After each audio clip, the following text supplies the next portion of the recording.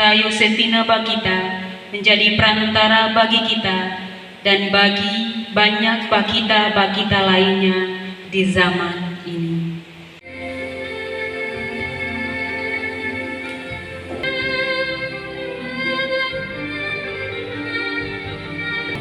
Kepemilikan sebagai pribadi manusia kini beralih menjadi milik mereka yang lupa diri bahwa ia juga manusia sama seperti para korban perdagangan orang. Keegoisan tak bermola, orang-orang munafik di dunia ini semakin menjalar dan berkembang biak ke seluruh pelosok dunia. Mari kita memohon pertobatan hati.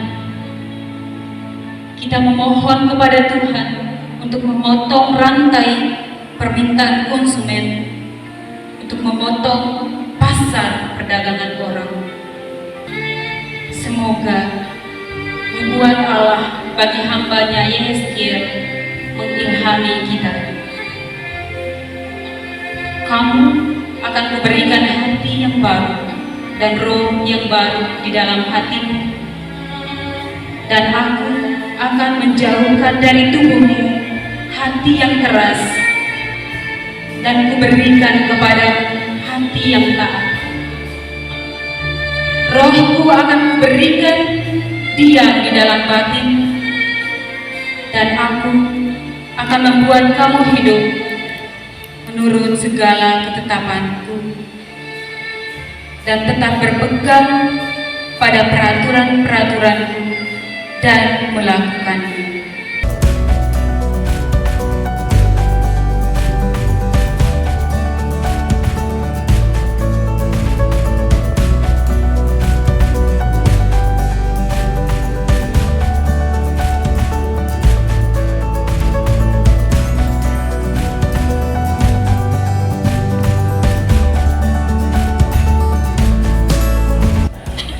Lalu saya sebagai koordinator dari Indonesia, dan kami membawahi 34 lembaga masyarakat sipil di seluruh Indonesia. Kalau kita berjuang demi kemanusiaan, satu hal yang paling penting dalam gerakan kemanusiaan adalah efek tindak. Efek tindak itu berarti bahwa kita mendapat informasi seperti ini, lokalnya seperti ini, pondok seperti ini, tapi bukan seperti Santa Maria, pergi dan simpan dalam hati lalu diam-diam. Jadi kita harus efek tindak, berarti apa punya dampak bagi orang lain. Dan sekali lagi, ini bukan satu pendidikan refleksi untuk pergi lalu berdoa saja dan sebagainya. Nah, itu bagus untuk antara kita, tapi efek tindak sosial, apa dampaknya untuk orang lain. Oleh karena itu, kita minta supaya pertemuan ini sungguh-sungguh memberikan inspirasi, sekaligus juga nanti saya bilang supaya ada dampak untuk orang lain. Tema Gerak Bersama Hentikan Perdagangan Orang, sebuah tema yang membumi, yang kontekstual, dan sekaligus mengajak kita untuk bergerak bersama, berkolaborasi, berjejaring untuk melawan perdagangan manusia yang merupakan babak baru dari perbudakan. Pertama-tama saya menyampaikan terima kasih kepada Pater Agus yang sebagai koordinator MM di Indonesia yang sudah memunculkan dana untuk terlaksananya kegiatan kita pada hari ini. Sekali lagi terima kasih Pater Agus. Dan saya juga menyampaikan terima kasih kepada Suster Francisca Immaculata bersama staf Ruth Nomere yang telah menyelenggarakan kegiatan workshop dalam korelasi misi atau pastoral kontekstual. Terima kasih kepada para narasumber, ada yang sudah hadir, ada yang belum. Pater Otto Gusti SPD, Pater Ignas Rodot SPD, Suster Wilhelmina SSPS, dan Pater Kenhat SPD yang akan mentransfer pengetahuan, pengalaman, dan motivasi yang tentunya menginspirasi kita untuk melakukan gerakan bersama untuk memberantas perdagangan manusia di daerah kita. Dan terima kasih kepada kita semua yang hadir karena rasa peduli terhadap masalah perdagangan manusia.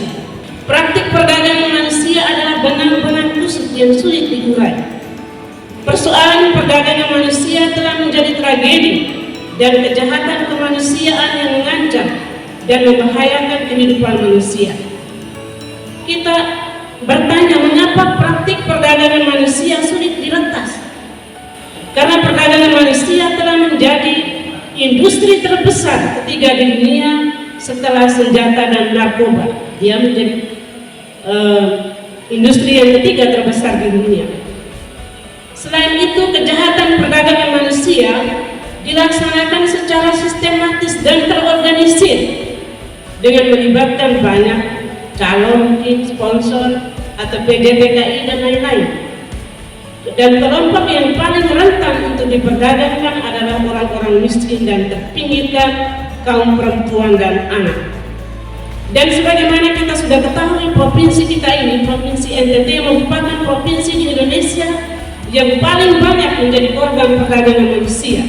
Karena itu provinsi kita dinyatakan darurat human trafficking. Apa yang harus kita buat untuk menanggapi situasi darurat ini?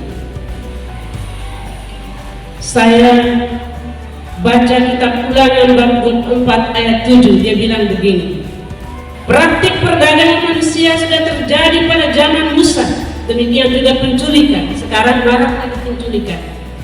Hal ini menjadi kekejian bagi Tuhan. Karena itu pelaku penculikan dan perdagangan manusia itu harus dihukum mati. Hal ini sejalan dengan sabda Tuhan. Apabila seseorang kedapatan sedang menculik orang, salah seorang saudaranya dari antara orang Israel, lalu memperlakukan dia sebagai budak dan menjual dia, maka haruslah penculik itu mati.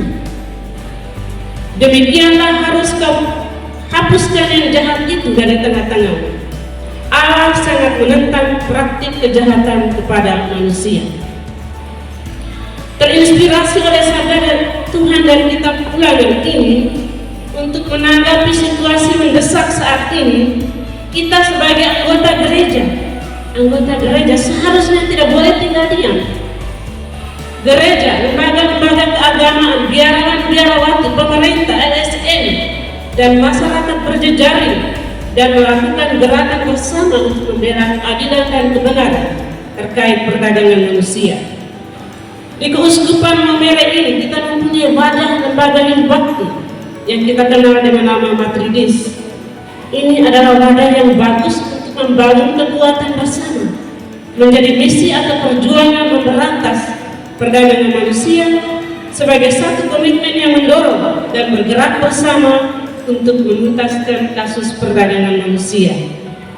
Wadah ini, Matridis, mesti menjadi wadah gereja yang peka mendengar dan menanggapi misi kontekstual dunia dewasa ini. Perjuangan secara sporadis masing-masing, SSPS, SPD, Fransiskan, dan lain-lain itu boleh. Itu tidak terlalu kuat, dari gaungnya tidak terlalu kuat. Tetapi kalau kita bersama-sama membentuk gerakan bersama, itu gaungnya sangat kuat, kekuatannya luar biasa. Karena itu saya mengajak kita semua sebagai anggota gereja dan juga Matridis, seluruh anggotanya, untuk mengambil bagian dalam misi gereja, misi kita bersama untuk menuntaskan perdagangan manusia. Perdagangan manusia merupakan pelanggaran berat terhadap martabat manusia. Karena itu gereja memiliki tanggung jawab pastoral untuk memajukan penghormatan terhadap martabat manusia yang dieksploitasi. Gereja harus menyerukan suara profetisnya melawan ketidakadilan dan transformasi metode pastoral yang sesuai dengan situasi dan konteks sosial. Kalau dulu ya penekanan utama kita doa di kapela, di gereja. Sekarang doa juga penting. Sebelum kita keluar memberi kesaksian, kita dulu doa. Tapi mungkin metodenya itu yang perlu ditransformasi dari altar ke masyarakat, kehidupan di tengah masyarakat. Karena itu kita sebagai biarawan biarawati, sebagai anggota gereja mempunyai kewajiban untuk ikut serta dalam upaya menegakkan ketidakadilan dan kebenaran. Sebagai anggota lembaga hidup bakti, kita tidak eksklusif hidup untuk diri kita sendiri, untuk karya-karya kita sendiri, mencari kenyamanan di balik tembok biara, tetapi membuka diri, membuka gerbang biara untuk misi kontekstual saat ini. Untuk itu sebagai anggota gereja kita harus peduli dan memberi perhatian kepada para korban perdagangan manusia dengan menyiapkan shelter, rumah atau kamar aman sekurang-kurangnya, pelatihan dan juga program pendidikan serta pemberdayaan.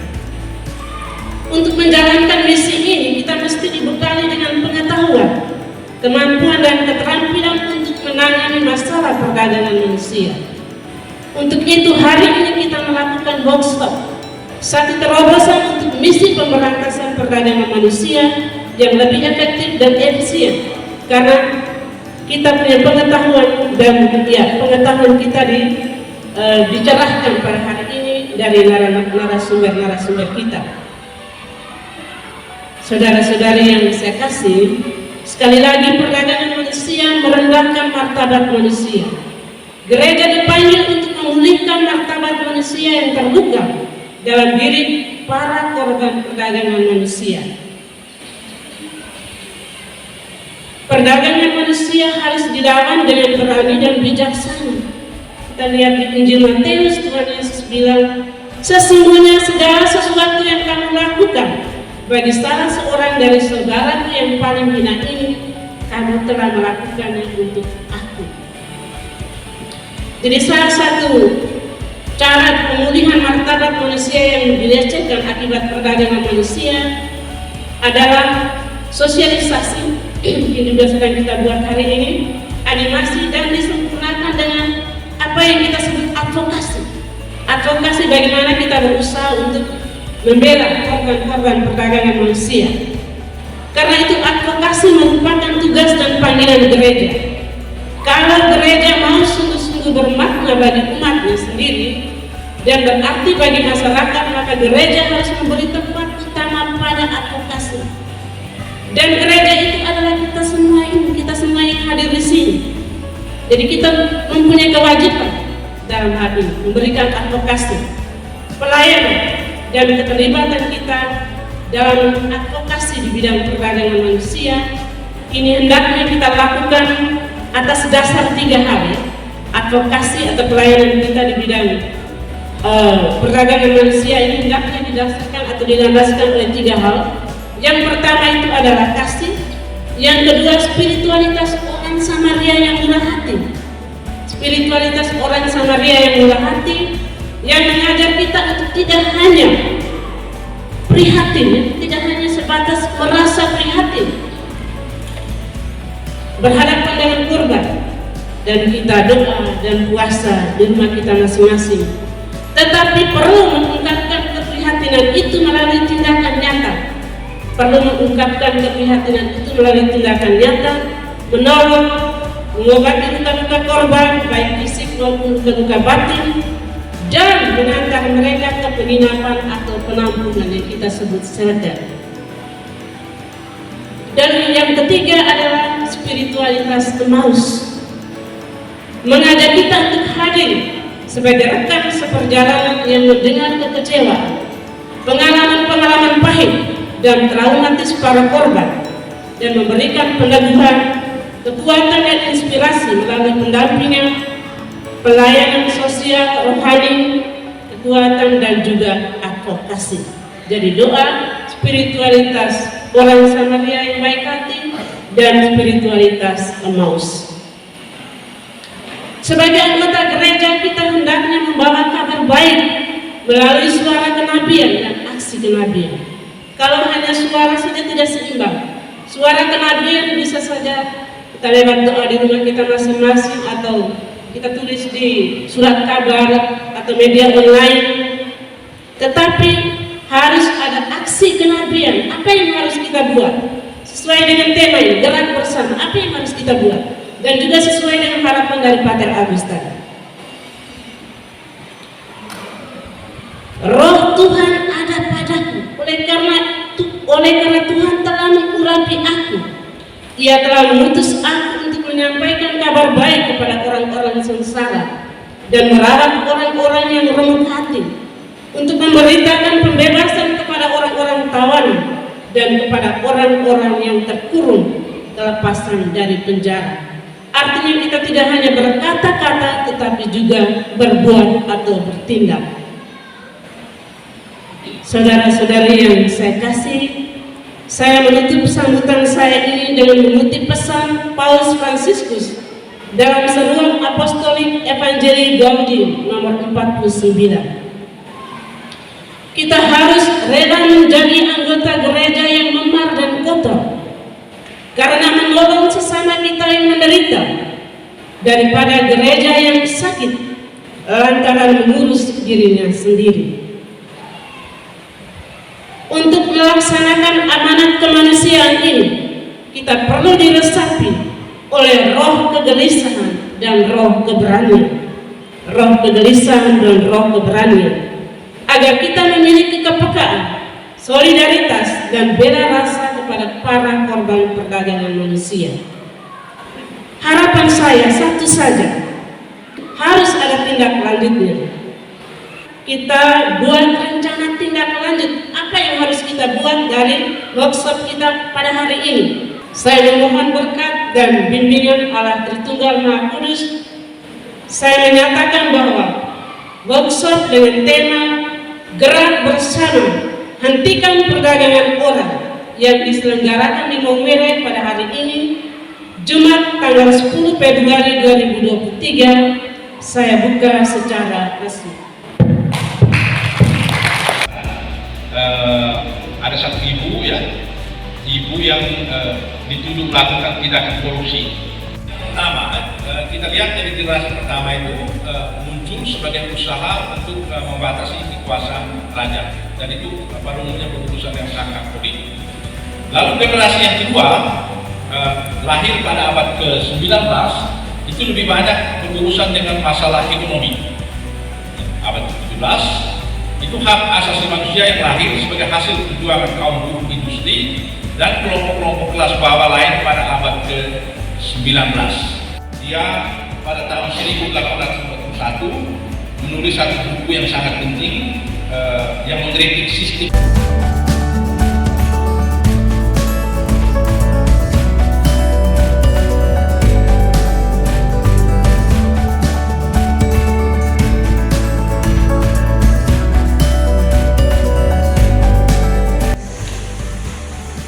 Pelaksanaan penempatan tenaga kerja Indonesia swasta, ya.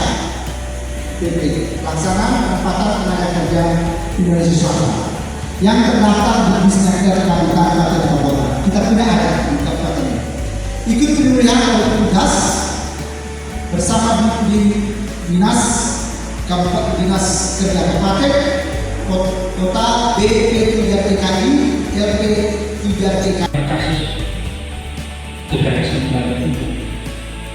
Jadi saya melihat bahwa dia menaksir kitab suci, menaksir ayat-ayat kitab suci, mengukur kesalahan dari perspektif kekuasaan. Cara menaksir kitab suci macam ini yang mesti dibongkar.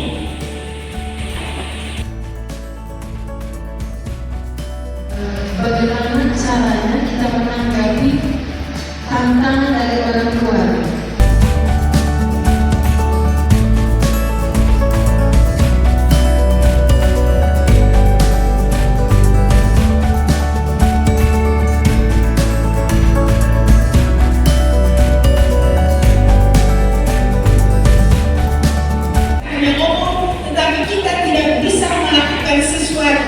Yang penting, yang berharga untuk sesama kita. Begitu ya.